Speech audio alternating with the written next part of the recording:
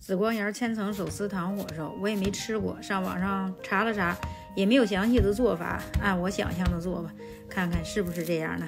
外壳酥脆，里边层挺多的，千层嘛，而且特别软。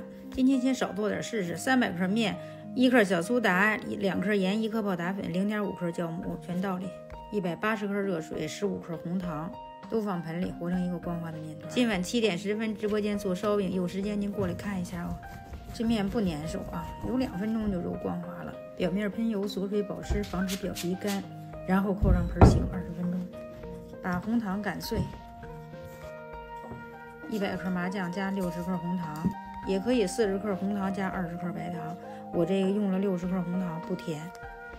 面拧好了开始做，面垫上喷点油防粘，然后把这个面擀成一个倒三角，这个跟做烧饼是一样的。中间厚，周边薄。把这个芝麻酱、红糖抹这个面片，刮平了，别留边儿啊。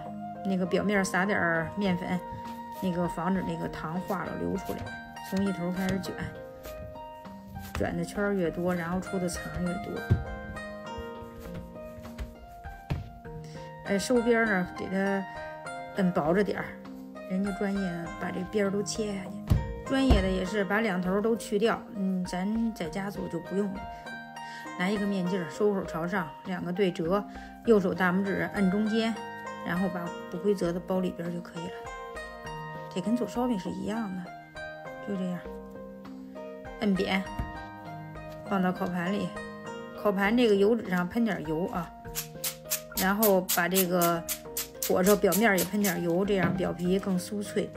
烤箱上下火200度烤18分钟，时间和温度还是根据个人家烤箱定啊。外皮酥脆，内里暄软多层。有吃过咱看一下我这个对不对。好了，视频就分享到这儿，谢谢您的观看。